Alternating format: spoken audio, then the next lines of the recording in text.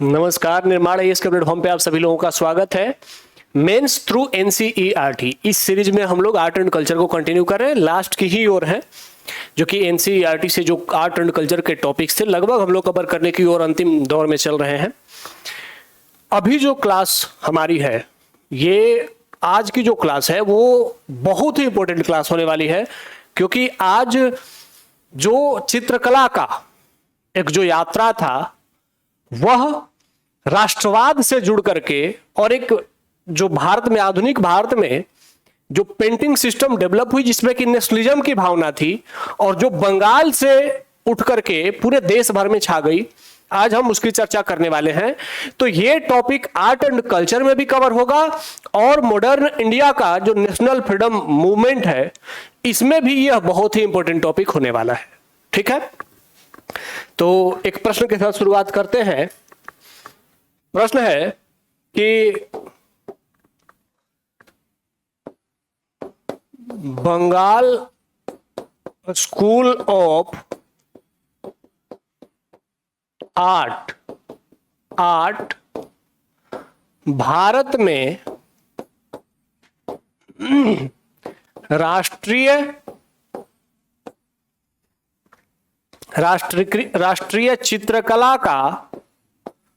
राष्ट्रीय चित्रकला का प्रारंभ और शीर्ष दोनों था। ठीक है, यहां एक स्टेटमेंट है। अब इसके बाद क्वेश्चन है कि भारतीय राष्ट्रवाद के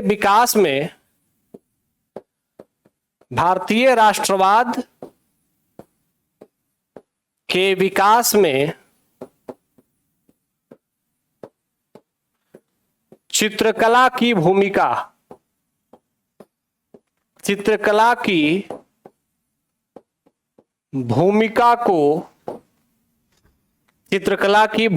को स्पष्ट कीजिए।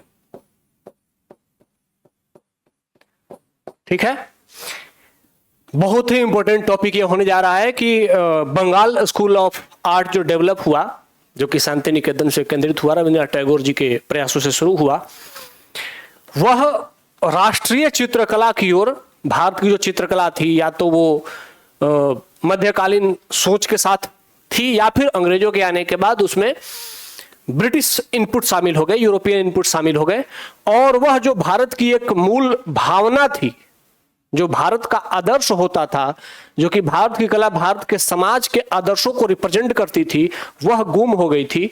उसको पुनः वापस रविंद्रनाथ टैगोर के प्रयास से चित्रकला में कैसे स्थापित किया गया और कैसे एक 18वीं सदी के बहुत बड़े, 18वीं-19वीं सदी में राजा रवि वर्मा हुए, केरल से एक प्रमुख चित्रकार हुए, उनकी चित्रकला को खारिज करते हुए, बहुत राजा रवि वर्मा की पेंटिंग सच में बहुत ज्यादा फेमस थी, लेकिन उनकी चित्रकला को खारिज करते हुए शांति निकेतन ने कैसे भारतीय चित्रकला के मूल तत्वों को इंट्रोड्यूस किया और कैसे स्वदेशी आंदोलन में इस चित्रकला ने राष्ट्रवाद के विकास में भूमिका निभाई। ठीक है, तो वही टॉपिक की शुरुआत करते हैं एनसीईआरटी के साथ।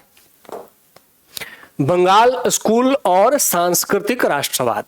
ठीक है, बंगाल स्कूल का मतलब है कि बंगाल में विकसित होने वाले कला के एक सेंटर के तौर पर, सेंटर की बात की जा रही है। पहले आज हम बात करने वाले हैं, शुरुआत करते हैं कंपनी चित्रकला से। कंपनी चित्रकला कैसे भारत में साम्राज्यवादी चित्रकला को थोप रही थी और कैसे बंगाल स्कूल ऑफ आर्ट ने उसको खारिज किया। ठीक है, हम सभी जानते हैं कि अंग्रेजों के आने से पहले भारत में जो कला होती थी, जो कला का स्वरूप होता था, वो मुख्य रूप से या तो मंदिर के दीवारों पर, ठीक है, या तो मंदिर की दीवारों पर या फिर किसी घर के दीवार पर लेप करके, या फिर हम लघु चित्रों के रूप में पांडुलिपियों मतलब किताबों में देखते हैं। अंग्रेजों के आने से पहले चित्रकला भारत में ऐसे बनती थी। और जब ईस्ट इंडिया कंपनी 18वीं सदी में भारत आई तो ईस्ट इंडिया कंपनी ने जब भारतीय चित्रकला को देखा, विशेष करके पांडुलिपि चित्रकला को जब देखा, तो अंग्रेज बड़े आकर्षित हुए भारतीय चित्रकला की ओर।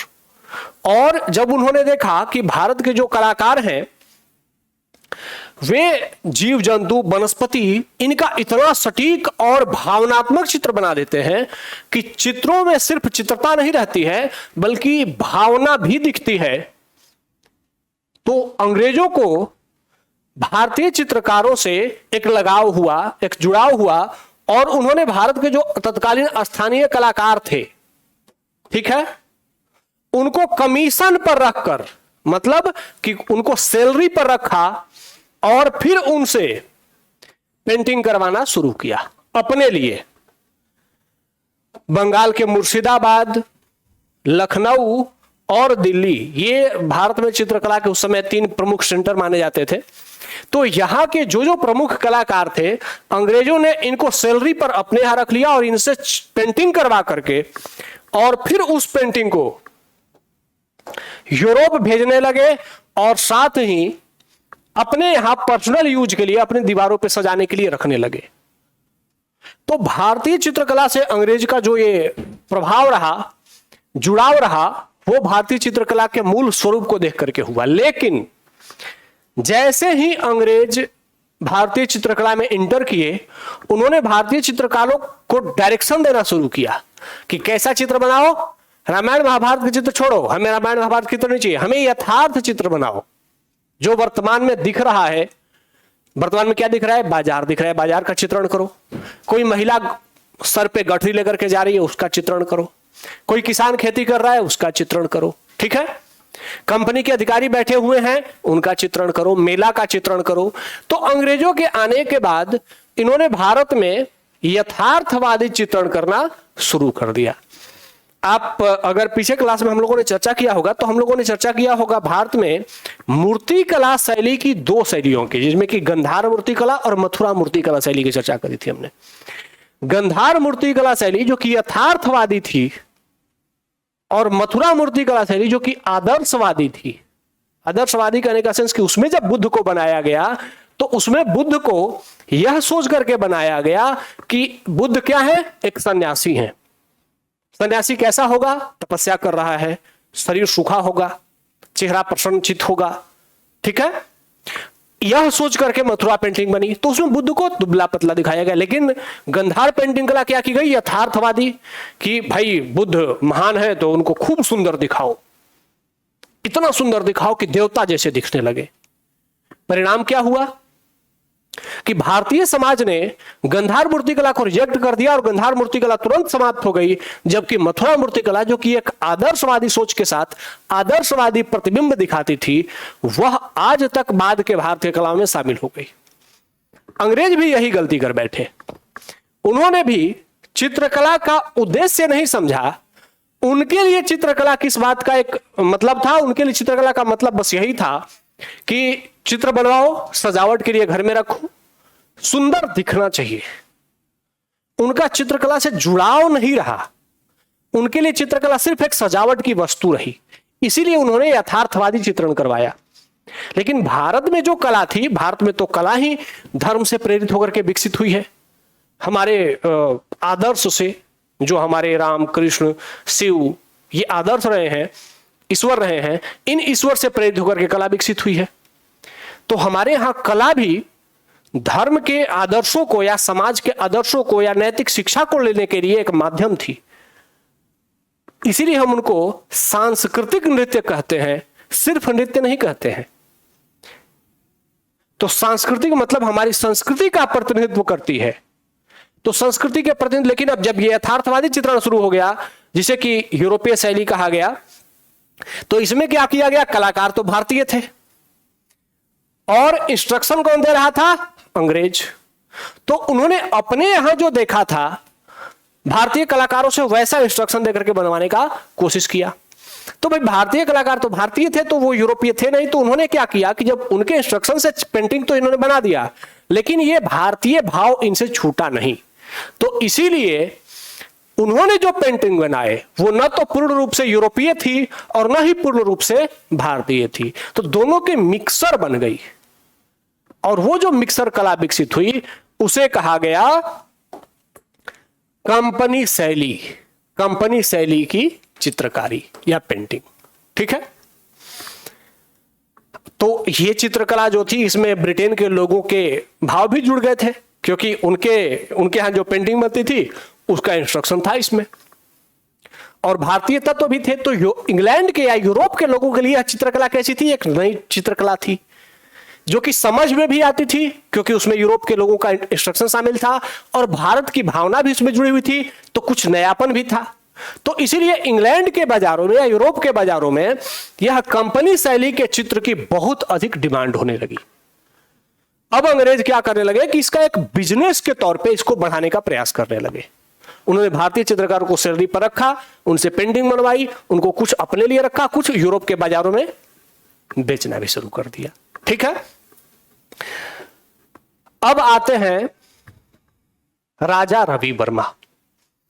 राजा रवि वर्मा अगर कहा जाए कि भारतीय चित्रकला में यूरोपीय शैली का सबसे शीर्ष कलाकार कोई था तो वो थे राजा रवि वर्मा। देखिए शब्दों पे ध्यान दीजिएगा, यूरोपीय शैली के या कंपनी शैली के सबसे बड़े चित्रकार थे राजा रवि वर्मा।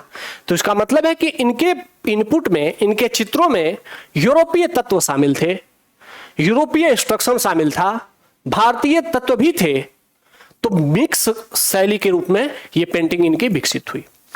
अब राजा रवि वर्मा 19वीं शताब्दी के मध्य में, अच्छा एक और बात ध्यान रखिए कि जब 19वीं शताब्दी मतलब 1850 के आसपास दुनिया में फोटो कैमरा वाला सिस्टम आ गया था। ठीक है, तो जैसे ही फोटो कैमरा वाला सिस्टम आ गया, अब कलाकारों की मांग घटने लगी, क्योंकि जो फोटो कैमरा था वो और ज्यादा ऑथेंटिक चित्र निकाल लेता था। कलाकार जो कि पेंटिंग कर रहा है उससे और ज्यादा बेहतर चित्र निकाल देता था, वो रियलिस्टिक चित्र निकाल देता था। तो अब जो देश के कंपनी चित्रकला शैली के जो चित्रकार थे उनकी डिमांड धीरे धीरे घटने लगी और अंग्रेजों ने उनको अपनी नौकरी से निकालना शुरू किया। इसी बीच एक विद्वान, एक बहुत बड़े कलाकार के रूप में राजा रवि वर्मा का उदय हुआ। ठीक है, उन्होंने क्या किया, ये केरल में इनका जन्म हुआ था। केरल के त्रावणकोर में राजा रवि वर्मा का जन्म हुआ था। और इन्होंने जब पेंटिंग बनानी शुरू की तो इनकी पेंटिंग इतनी जबरदस्त बनने लगी, जैसे देखिए ये दक्षिण भारत के राज दरबार का चित्रण करने लगे। ठीक है, भारतीय धर्म ग्रंथों का चित्रण करने लगे, रामायण महाभारत की कहानियों का चित्रण करने लगे। इनकी चित्रण जो होती थी, कहानियां भारतीय होती थी, लेकिन जो पेंटिंग करने का तरीका था वह यूरोपीय था। तो इसीलिए जब भारतीय राजाओं को भी इन्होंने दिखाना शुरू किया तो उसमें भारतीयता कम और यूरोपीयता ज्यादा दिखने लगी।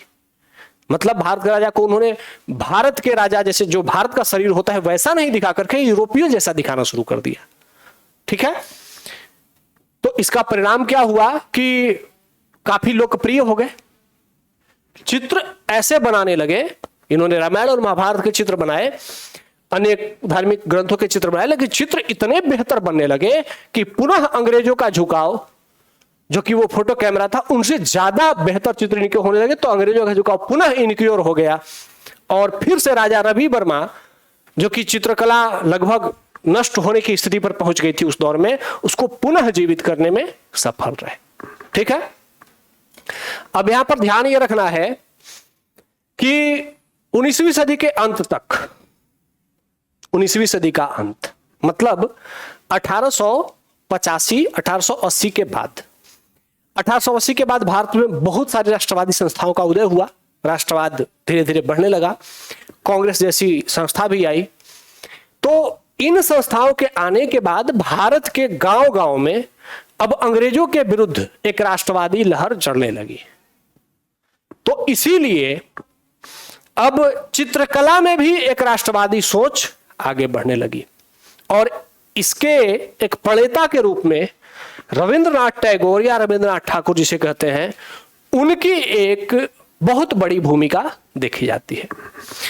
उन्होंने रवि वर्मा को और इनके द्वारा जो चित्र बनने लगे उनको क्या कहना शुरू किया, इनको विदेशी शैली मान करके इनको रिजेक्ट करना शुरू कर दिया। इन्होंने कहा कि राजा रवि वर्मा की जो चित्रकला है यह भारतीय चित्रकला नहीं है, भारतीय कहानी जरूर है लेकिन चित्रकला यूरोपीय है, इसीलिए इसमें भारतीयता नहीं है, इसमें साम्राज्यवादी सोच निहित दिखती है। और इस तरीके से जो राजा रवि वर्मा जो कि एक बहुत बड़े कलाकार के तौर पर, जो कंपनी शैली के बहुत बड़े कलाकार के तौर पर पुनः चित्रकला को डेवलप करने में, जीवित करने में सफल हुए थे, उनकी चित्रकला को भी अब रिजेक्ट किया जाने लगा। ठीक है।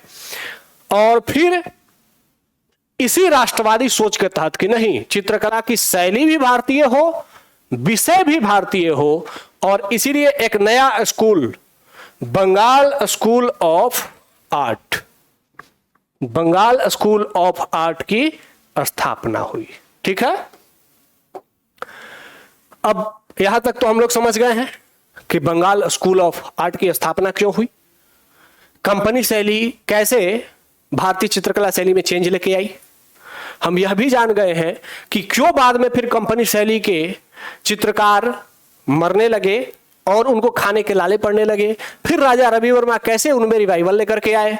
फिर जैसे ही भारत में राष्ट्रवाद बढ़ने लगा, राजा रवि वर्मा जैसे एक बड़े कलाकार की पेंटिंग भी रिजेक्ट की जाने लगी, और फिर एक नई शैली जिसमें कि पूर्ण रूप से भारतीयता हो, उसका उदय हुआ। और उसका सेंटर कहां बना, बंगाल का शांति निकेतन। ठीक है। हम सभी जानते हैं कि भारत में राष्ट्रवाद की जो शुरुआत थी वो बंगाल से शुरू हुई, बंगाल से प्रारंभ हुई। ठीक है। तो बंगाल से जब राष्ट्रवाद की शुरुआत हुई तो बंगाल के लोगों ने जीवन के हर पहलू के साथ, चाहे वो चित्रकला हो, मूर्तिकला हो, डांसिंग हो, हर जगह भारतीयता को अपनाने का प्रयास शुरू कर दिया। ठीक है। और इसीलिए शांति निकेतन में रविंद्रनाथ टैगोर ने, जो कि भारत का पहला कला विश्वविद्यालय स्थापित किया गया, कला विद्यालय स्थापित किया गया, और यहां जो पेंटिंग बनने लगी वह पेंटिंग भारत के स्वदेशी आंदोलन से जुड़ गई। ठीक है। क्योंकि उस समय के कलाकार जो थे, बंगाल में स्वदेशी आंदोलन चल रहा था, शांति निकेतन के जो भी स्टूडेंट्स होते थे वो सिर्फ भारतीय पेंटिंग बनाते थे, उनकी शैली भी भारतीय थी, विषय भी भारतीय थे। तो उन कलाकारों ने स्वदेशी आंदोलन से जुड़े बहिष्कार का पेंटिंग करना शुरू किया। ठीक है। अंग्रेज वस्तुओं की होली जलाते हुए भारतीयों का पेंटिंग करना शुरू किया, अंग्रेजों को भागते हुए ऐसा पेंटिंग बनाना शुरू किया। तो इस तरीके से एक राष्ट्रवादी पेंटिंग की शुरुआत हुई। और इसको एक अंग्रेज थे, नाम था E.V. हैवेल, ये भी मानते थे कि भारत में जो पेंटिंग थी, ये प्राचीन भारतीय पेंटिंग के जो चित्रकला शैली थी उसके बड़े विद्वान थे। तो ये मानते थे कि भारत की जो चित्रकला शैली की परंपरा है वो बहुत समृद्ध है, उसे पुनः जीवित करने की जरूरत है। इसीलिए इन्होंने रविंद्रनाथ टैगोर के साथ मिल करके और फिर ये दोनों कंपनी शैली को खारिज करके और फिर ये बंगाल की चित्रकला को डेवलप करके उसको आगे प्रमोट करने का प्रयास करने लगे। अब आते हैं, वर्ष आता है 1896 जब ये स्कूल स्थापित होता है, बंगाल स्कूल ऑफ आर्ट की, और उसमें ठीक है। और इसके बाद टैगोर ने खुद उस बंगाल स्कूल ऑफ आर्ट में आकर के पेंटिंग करना शुरू किया। हम सभी जानते हैं टैगोर एक महान दार्शनिक थे, महान गीतकार रहे हैं, उन्होंने बहुत सारे संगीत लिखे हैं, बंगला संगीत में उनका बहुत बड़ा भूमिका है, महान पेंटर भी रहे हैं, पेंटिंग भी उन्होंने खूब की है। तो एक ऑल इन वन टाइप के पैकेज टाइप के एक बड़े विद्वान थे रविंद्रनाथ टैगोर जी। उन्होंने एक अपना चित्रकला की एक बुक तैयार की, नाम था उसका जर्नीस एंड, मतलब जर्नी का अंत, जर्नीस एंड, जर्नी का अंत। और इस चित्र में इन्होंने भारत की जो परंपरागत शैली थी, पहाड़ी शैली और कुछ मुगल शैली, इन दोनों से प्रेरणा लेकर के और चित्र बनाना शुरू किया। ठीक है। और इसके बाद पुनः इनके प्रयासों से जो एक नवीन भारतीय शैली का जन्म हुआ, उस शैली का नाम दिया गया बंगाल स्कूल ऑफ आर्ट या बंगाल शैली। ठीक है। अब रविंद्रनाथ टैगोर के साथ क्या था, उनके एक इतिहास, वहां भारतीय कला के इतिहास के एक बहुत बड़े इतिहासकार रहे हैं पार्थ मित्तर, बंगाल कैसे रहे हैं इन्होंने। तो ये लिखते हैं कि अवनींद्रनाथ टैगोर, इनके छात्रों की पहली पीढ़ी भारतीय कला में गुम हुई शैली और विषय को पुनः प्राप्त करने में लगी हुई थी। Abanindranath Tagore Indian society of oriental art, ये इसके एक महत्वपूर्ण ऐसी एक पत्रिका भी वो चलाते थे जिसमें कि भारतीय कलाकारों को चित्रकला बनाने के बारे में या मूर्तिकला बनाने के बारे में गाइड किया जाता था। ये स्वदेशी के समर्थक थे। फिर जब टैगोर द्वारा इसके लिए जब आगे प्रयास किया गया तो बहुत अच्छे अच्छे कलाकार वहां से आगे आए। ठीक है। और उन्होंने शांति निकेतन से स्वदेशी आंदोलन और भारतीय कला का नेतृत्व किया रविंद्रनाथ टैगोर। ठीक है। अवनींद्रनाथ टैगोर के शिष्य फिर बाद में बने नंदलाल बोस। नंदलाल बोस को हम सभी जानते हैं कि ये भारत में, आधुनिक भारत में, विशेष करके स्वदेशी आंदोलन के दौर में इन्होंने जो चित्रकला की है, इनकी जो पेंटिंग रही है, वो अपने आप में बहुत बड़ी प्रेरणा या प्रेरक स्रोत बनी बंगाल में राष्ट्रवाद के विकास में। अच्छा, इनके कुछ चित्र हम लोग देख लेते हैं कि इन्होंने कौन कौन से कुछ चित्र बनाए हैं। ये है नंदलाल बोस। ये देखिए, ये बना रहे हैं सावित्री और यमराज। सावित्री की कथा आप लोग सब सुने होंगे कि कैसे सावित्री के पति को मरने के बाद यमराज उनके प्राण लेकर के जब जा रहे हैं तो सावित्री यमराज से लड़ जाती हैं और यमराज से संवाद करके अपने पति की आत्मा को वापस लाती हैं। यह कहानी उन्होंने बनाना शुरू किया। ठीक है। यह है इसमें कृतार्जुनियम कहानी महाकाव्य है, एक काव्य है। कृतार्जुनियम भारवी का लिखा हुआ है। ये आप लोगों ने अगर कहानी पढ़ा होगा, किरात भगवान शिव किरात बनकर के आए थे और अर्जुन जब तपस्या कर रहे थे तो इन दोनों में युद्ध हुआ था, उसी की कहानी है और उसको पेंटिंग बना करके। अब देखिए, इसमें ये जो शिव हैं ये पूर्ण रूप से भारतीय हैं। इसमें कहीं भी खूब सुंदर नयन नक्श नहीं दिखाए गए हैं, क्योंकि खूब सुंदर जो तीक्ष्ण नाक है वो यूरोपीय पहचान है जो कि रवि वर्मा में दिखती थी, लेकिन यहां नहीं दिख रही है। यहां पूरे भारतीयता दिख रही है। ठीक है। यहां भावना प्रधान है कि एक ईश्वर जब प्रसन्न होगा तो उसकी आंखें आधा खुली रहेंगी, शरीर हल्का सा झुका हुआ सा रहेगा। तो यह भारतीयता इसमें दिखती है इस चित्रकला में। ठीक है। अगली पेंटिंग है, ये समझ में मुझे भी नहीं आई। एक ये पेंटिंग है, एक पोयम थी, बंगाली पोयम थी, नाम था रीतको। नंदलाल बोस ने इस पूरी कविता को एक चित्र के माध्यम से दिखा दिया। ठीक है। अब ये चित्र आपको कितना समझ में आएगा, मुझे भी कितना समझ में आएगा, क्योंकि हम चित्रकला के कितने विद्वान हैं इस पर डिपेंड करता है। इन्होंने एक ऐसी पेंटिंग बनाई कि उस एक पेंटिंग से, एक चित्र से उस पूरी कविता की को ही कहानी के रूप में कह दिया इन्होंने। इतने बड़े विद्वान थे या इतने बड़े कला प्रिय थे, कला के विशेषज्ञ थे नंदलाल बोस। ठीक है। तो इस तरीके से भारतीय कला में इस राष्ट्रवादी कला का विकास हुआ, जिसमें नंदलाल बोस इसके बहुत बड़े चित्रकार के रूप में उभर करके आगे आए। ठीक है। अब यहां पर ध्यान यह रखना है कि शांति निकेतन ने एक बात का ध्यान देना शुरू किया कि जो भारत के कलाकार, जो कि अंग्रेजों के आने के बाद जिनकी रोजी रोटी बर्बाद हो गई थी, उनको पुनः कैसे रिवाइव किया जाए। तो इसके लिए शांति निकेतन ने क्या किया कि जो बंगाल के आसपास के लोकल कलाकार थे उनको बुला करके शांति निकेतन में पेंटिंग करवाना शुरू किया। तो उन लोकल कलाकारों ने क्या किया, जो लोकल विषय वो देखते थे, जो समाज में चल रहा था। ठीक है। लोक कला के अपने आसपास की जो लोक कला थी उसको लेकर के, और शांति निकेतन ने उसको प्रमोट करना शुरू किया। उन कलाकारों के लिए पुस्तिकाएं बनाई गई और उनके पेंटिंग को बाजार में प्रमोट किया जाने लगा। ठीक है, बाद में तो इससे क्या हो गया कि भारतीयता की भावना बंगाल में काफी तेजी से आगे बढ़ी। 1937 में जब हरिपुरा अधिवेशन हो रहा था, तो हम सभी जानते हैं हरिपुरा अधिवेशन में सुभाष चंद्र बोस उसके अध्यक्ष बने थे। तो सुभाष चंद्र बोस, भारतीयता उनमें बहुत अधिक थी, तो उन्होंने कला पर भी ध्यान दिया कि कला भी भारतीय हो, इसको भी प्रमोट किया जाए कांग्रेस के मंचों से।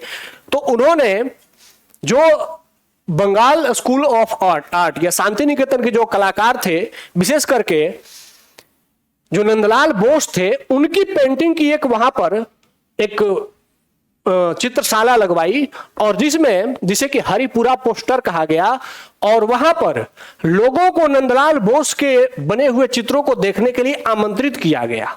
ठीक है, नंदलाल बोस के जो चित्र होते थे उसमें ये देखिए एक पोस्टर लगा है, यही नंदलाल बोस का हरिपुरा पोस्टर 1937 में।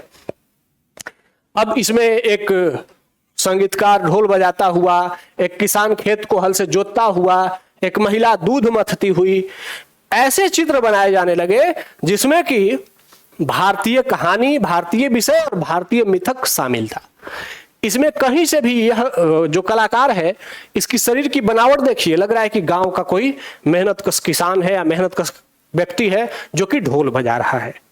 ठीक है, तो इस तरीके से बंगाल स्कूल ऑफ आर्ट ने स्वदेशी आंदोलन और उसके बाद बंगाल के क्षेत्र में कला के माध्यम से राष्ट्रवादी प्रयासों को प्रोत्साहित करने का बहुत बड़ा प्रयास किया।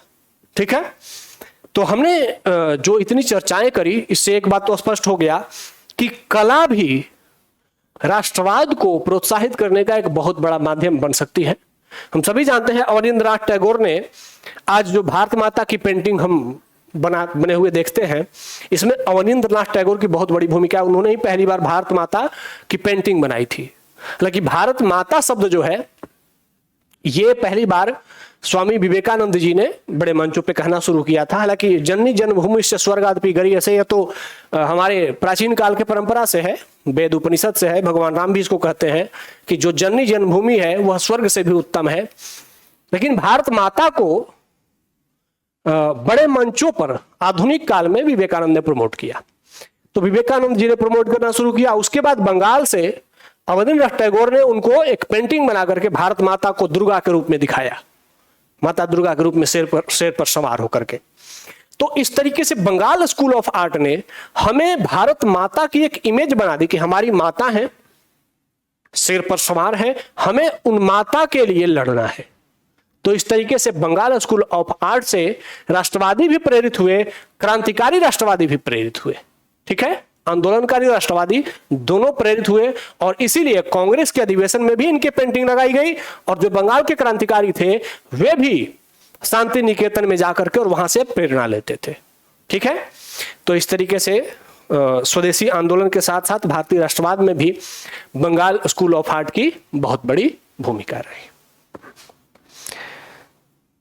मुझे लगता है कि अगर ये प्रश्न जो कि आपके सामने मैंने रखा है, अगर आपसे पूछा जाता है तो अब आप लोग इस प्रश्न का उत्तर करने की स्थिति में हैं। आप लोग अब इसका सटीक आंसर लिख सकते हैं। अगर अभी भी आप लिखने में असमर्थ हो रहे हैं तो आप जरूर कमेंट करके बताइए कि आपको ऐसे प्रश्नों को लिखने में क्या दिक्कत आ रही है। ठीक है, मैं फिर से एक बार बता देता हूं कि जो प्रश्न है बंगाल स्कूल ऑफ आर्ट, तो पहले क्या करना है, बंगाल स्कूल ऑफ आर्ट का एक परिचय देना है।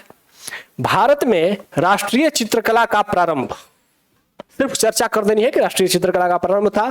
शीर्ष कैसे था, अब शीर्ष दिखाने के लिए हमें नंदलाल बोस के चित्रों की चर्चा करनी होगी, अवनींद्रनाथ टैगोर के चित्रों की चर्चा करनी होगी, और उनके प्रमुख चित्र और उनके प्रमुख प्रयास जो थे उनको भी दिखाने होंगे। फिर भारतीय राष्ट्रवाद के विकास में इनकी चित्रकला की भूमिका को स्पष्ट करिए। तो अब यहां से मेन प्रश्न होता है बॉडी पार्ट में, इसको लिखना है। आप लोग कोशिश करिए कि इस प्रश्न को लिख करके सबमिट करिए। ठीक है, बाकी आगे के क्लास में और भी हम आपको ऐसे प्रश्नों से रूबरू करते रहेंगे। तो मिलते हैं फिर अगले क्लास में, तब तक के लिए धन्यवाद। जय हिंद।